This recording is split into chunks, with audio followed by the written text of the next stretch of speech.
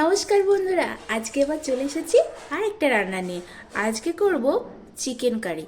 আর chicken curry তো অনেক রকমভাবে আমরা বানিয়ে খেয়ে থাকি, কিন্তু আজকের চিকেনটা একটু চামড়া আছে, মানে স্কিন আছে চিকেনের সাথে। তো এই চিকেন কারিটা আজকে একটু অন্য ধরনের ভাবে বানাবো। তাহলে চলুন রান্নাটা শুরু করা যাক। আর আজকে চিকেনটায় কিন্তু আমি আলু দেব। তাহলে চলুন রান্নাটা শুরু করা যাক। চিকেনটা যেহেতু আলু দিয়ে রান্না করব, তাই আমি একটু আলুটা আগে ভেজে নেব। কড়াইয়ে 2 চামচ মতো সর্ষের তেল দিয়ে দিলাম। তেলটা খুব ভালো মতো গরম হয়ে গেছে। এবার তেলের মধ্যে আমি একটু লবণ দিয়ে দেব, আর একটু এবার আলুগুলো দিয়ে দেব।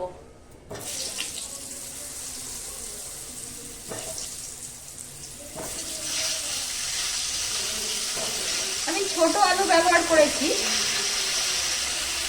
আলুটাকে এবার লাল করে ভেজে নেব।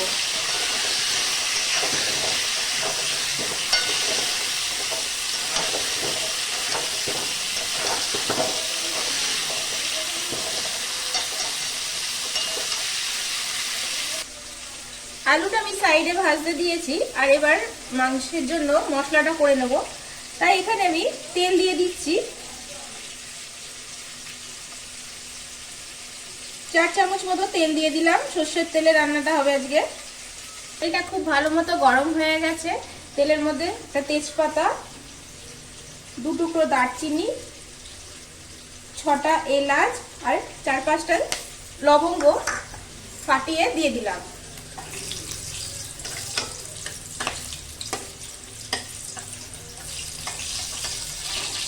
তেলের উপর একটু চিনি দিচ্ছি, তরকারিটার কালার খুব সুন্দর আসবে।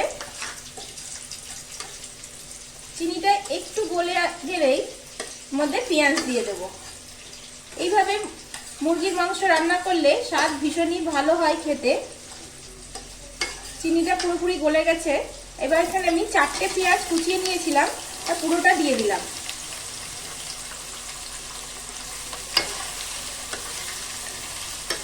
পেঁয়াজটাকে ভালো করে ভেজে নরম করে নেব।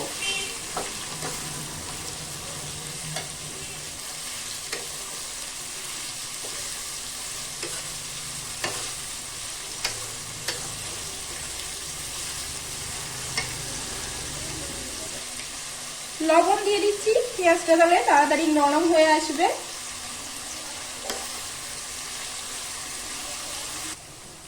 পেঁয়াজটা অনেকটা লাল হয়ে নরম হয়ে এসছে। আমি 8-10টা কাঁচা লঙ্কা আর 10-15টা রসুনের কোয়া একটু থেতো করে নিয়েছি। এবার এটা আমি এর মধ্যে দিয়ে দিচ্ছি।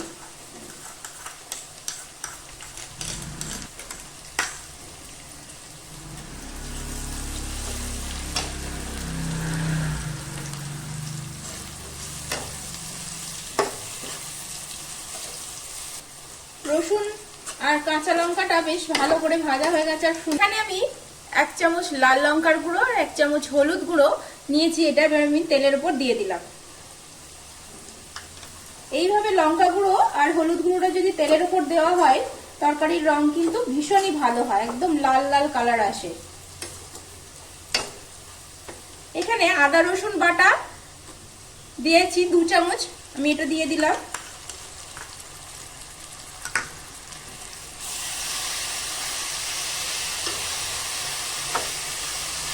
মশলাটাকে খুব ভালো করে কষিয়ে নেব।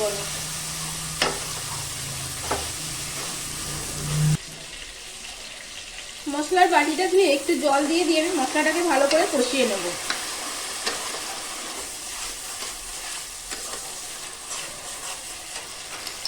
জিরে গুঁড়ো দিয়ে দেবো 1 চামচ।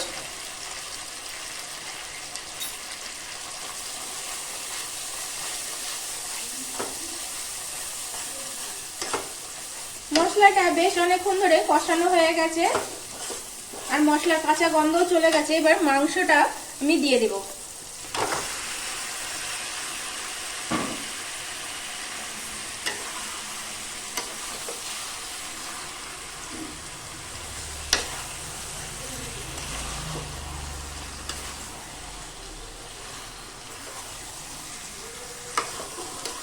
মশলার সাথে মাংসটাকে বেশ কিছুক্ষণ ধরে কষিয়ে নেব।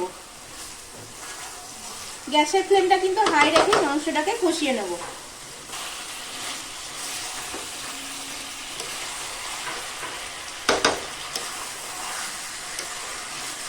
মাংসটাকে বেশ কিছুক্ষণ ধরে মশলার সাথে কষিয়ে নেব।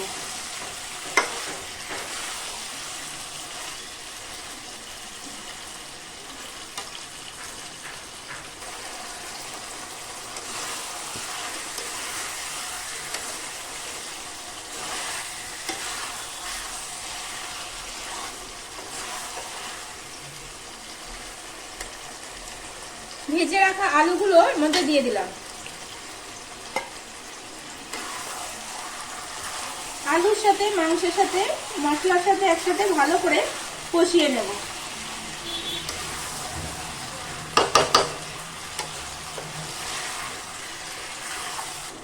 মাংসটা আলু দিয়ে মশলার সাথে বেশ কিছুক্ষণ ধরে কষানো হয়ে গেছে খুব সুন্দরভাবে। এবার আমি এখানে একটু গরম জল দেব। গরম জল করেছি, একটু ঝোল হবে যেহেতু।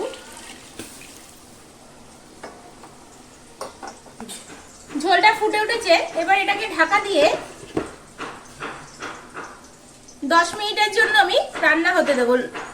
গ্যাসের ফ্লেমটা কম করে দিয়ে লো টু মিডিয়াম করে দিয়ে 10 মিনিট হয়ে গেছে। আর তরকারি ঢাকনাটা খুলে দিলাম, দেখুন কত সুন্দর কালার এসছে।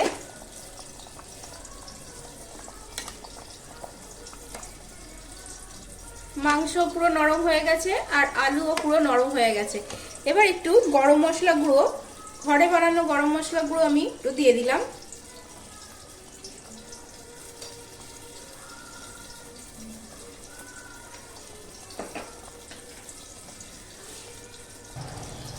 গরম মশলাটা গুঁড়ো দেওয়ার পর এটাকে ঢেকে দিয়ে আর 2 মিনিট রেখে দিয়ে আমি এটা নামিয়ে দেবো। গ্যাসের ফ্লেমটা বন্ধ করে দিলাম। দেখুন বন্ধুরা, তৈরি হয়ে গেছে চিকেন কারি। আর একদম কম মশলাতে চিকেন কারি তৈরি হয়ে গেছে আমার এই পদ্ধতির। যদি চিকেন কারি আপনাদের ভালো লেগে থাকে তাহলে আপনারাও বাড়িতে একবার অবশ্যই ট্রাই করবেন। আর এটা গরম ভাতের সাথে খেতে ভীষণই ভালো লাগে, রুটির সাথে খেতেও ভীষণ ভালো লাগে।